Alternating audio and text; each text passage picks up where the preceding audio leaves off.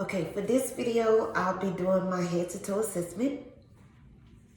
So I would wash my hands, put on gloves. I don't have my usual patient that I normally have, so I have to do it on myself. But I would wash my hands. I would check the identity of the patient against the name band. Then I would do a general assessment. I would look around the room to check the IV, check if IV fluid's going. I would do a general inspection of the patient, the grooming. I would have the patient stand up. I would check for any deformities. I would check for the patient's gait while I have the patient standing up to walk. I would check if there are any equipment around, like if the patient needs a wheelchair or anything like that. Once I finish my general assessment, then I would go into my assessment. I would check the patient's hair and the scalp, noting the distribution, the texture, any masses or lesions, any dry patches, or anything like that. Once I move from the head, then I would go to the face, and I would palpate I could palpate the temporal pulses, okay, and then I would palpate the frontal bones in the maxillary area, noting of any pain or anything like that. I would also assess the patient's speech. I would assess the patient's eyes. At this time, I lost my pen light, so I'll be using a pen. So I would assess the patient's pupils. I would make to see if it restricts light. I would bring it, the light over, making sure that the pupils constrict. I would also have the patient move their eyebrows up and down. This also helps with checking on the cranial nerves, the facial cranial nerves. Then I will also check for accommodation, having the pen out front and moving the pen forward to make sure your eyes are crossing, the eyes react and cross. I would check the visual fields, all 6 visual fields. Okay, at this time I also would check for distance and near vision. I would do near vision by placing a piece of paper in front of the patient, having the patient read the smallest thing they can read. Then I would use a Snellen chart to check the distance vision, having the patient read the smallest thing that they can read. I would check the patient nose by having the patient place one finger over each nostril and to smell. I would do that on both sides. And then I would take my pen light and I would check inside the nares, the patency, as the patient is sniffing, to make sure that the nares and everything is intact. I would go down, I would check the mouth. I would have the patient smile. I would have the patient clench their teeth. And I would, as they're clenching their teeth, I would have the patient, I would feel here and have the patient open and close their mouth and open from resistance. I would also check inside the patient's mouth to check the oral pharynx, check the gums, the teeth. I would ask the patient if the patient has any dentures or anything like that. I would have the patient stick their tongue out and move it from side to side. I would also have the patient to puff out their mouth. puff out their mouth. Okay. The next thing that I would check would be the ears. I would look inside the ears with my pen light to check for any, make sure that they can hear. Then I would do the whisper test. The whisper test where the patient covers one ear and I whisper 3 words and have the patient to repeat those 3 words. Okay. After I finish that, I would go down. I would check for jugular distension while my patient is laying 45 degrees. I will also check my carotid pulse, making sure I do it at one time. Then I would check my cranial nerve 11 by having the patient turn their head from side to side, and also for the patient to shrug against resistance. Okay, once I've done that, I would go into my heart sounds, and I would put my stethoscope on. I'm gonna pretend like they're on because I can't hear myself. Okay, so I'm gonna use the diaphragm, and I'm going to find the little nub. And once I find that nub, I'll go down to the second intercostal space, and I'm gonna check the aortic, the pulmonic, then come down and check the herb, then down some more to check the tricuspid. Okay, and then I will go down under to check the mitral. And this is also where you get your apical pulse. So, and you would check your apical pulse for 1 full minute. Okay. Also, I would go over the same areas with the bell to check for bruise. The aortic, the pulmonic, the herbs, the tricuspid, and the mitral. Also, I would go with the bell also over the carotid to check for bruise, to make sure there's no bruise. Okay. After I listen to the heart sounds and I've gotten those pulses, the next thing that I'm going to do is listen for lung sounds. So I'll put it on, making sure that it's with my diaphragm. And when I check for bruise, I'm going to use my bell. I don't know if I said that. Okay. So to check for my lung sounds, I'm going to go above here, above the clavicle. 1, 2. And then I'll come down.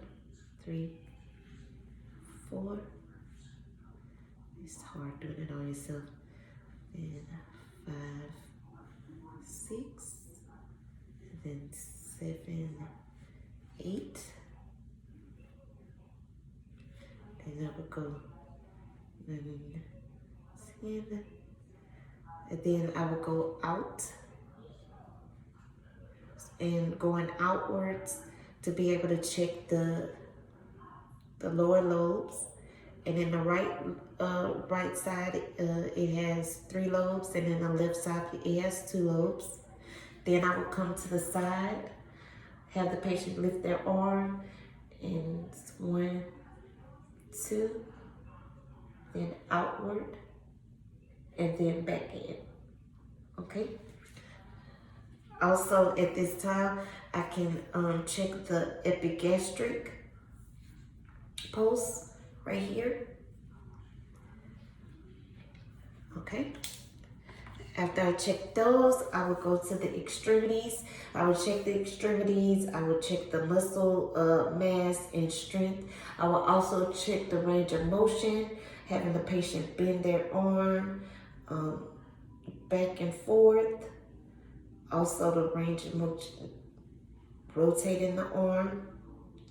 Also, I would check the brachial pulse, and then check the radial pulse and the ulnar pulse. and I would do that on both arms. Also, if I have a female patient, I would do my breast exam, where I would have the person sitting, hands by their side, hand behind their head, and then in the position with the hands on the waist, having the patient bend over like this, checking for any dimpling, puckering, any discharge, checking for muscle tightness in the chest, and any other abnormalities. Then I would also do my 3 positions where I do the vertical strip, where I'm going down the total breast, or the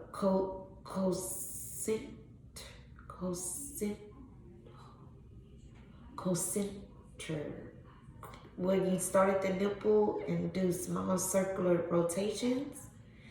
And then the last one is the pie, where you go from the nipple outward. Is in pie.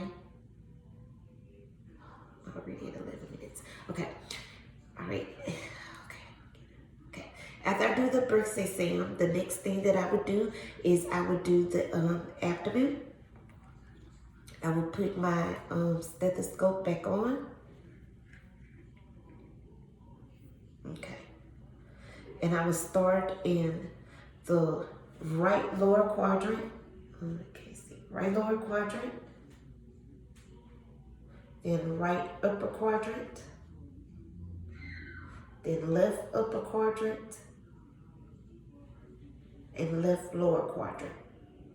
I'll be listening, while I'm doing that, I'll be listening for bowel sounds, making sure that they're, checking to see if they're active, hyperactive, things like that. I'll also be, then I'll palpate, starting with the right lower quadrant, the right upper quadrant, left upper quadrant, left lower quadrant, making sure that there's no pain or tenderness, and check for rebound tenderness. And I also would take the bell and listen for any bruise in different quadrants as well. Okay. Okay. And so after my abdominal assessment, then I would do the genitalia assessment. For a female, I would check for, I would cover, female and male, cover both pelvic areas. I'll be assessing the skin for any swelling, any swelling, any nodules, any type of discharge. If there's discharge, then I would take a culture. For the female, I will palpate palpate the area to check for any swellness or any kind of nodules. In a male, I would examine the glans penis and the glans penis and look for any nodules, any swelling. I will also, if it's foreskin, pull back the foreskin to check and slightly pull it back if there is foreskin. I would also check the pelvic area for any swelling or any hernias, and I would also have my patient. I would check for any hernias or any swelling. Then I would, after the genital area, I also would check the femoral pulse. Okay. Then once I do the femoral pulse, I would check the lower extremities. I would do the range of motion, having the patient bend their knee and extend their leg. I would check for edema, taking my two hands and going across checking for any pitting edema. And I will also check the hair distribution, checking the temperature with the palm of my hand, with the back of my hand, checking the temperature of the skin, noting if it's any paleness, coolness. And I will also check my pulses on the lower extremities. I would check the popliteal, which is behind the knee. I would check the dorsalis pedis, which is right, I can't even see, which is right above the foot, and the dorsalis. Can I move this? Okay.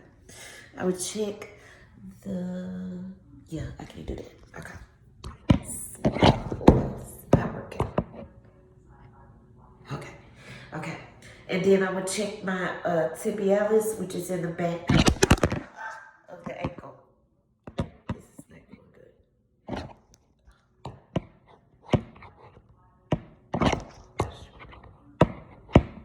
Sorry. I don't want to start over. Okay. Okay. I would check that. Check the check my pulses, dorsalis pedis, and the tibialis. Okay. Once I finish that, I would have my patient. I would have my patient stand to where I could check the patient's back. I would check for the shape and symmetry of my patient's back. I would also listen to the breath sounds on the back. Let me get my poster. Let's see. Okay. This is okay. I'm gonna use this to show the back. Okay. I would check the lung sounds on the back. Making sure that I hit these blue areas and to go outward.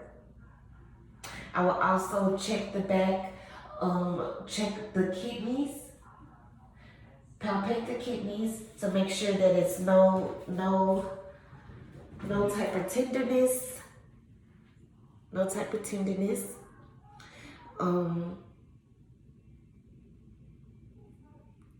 And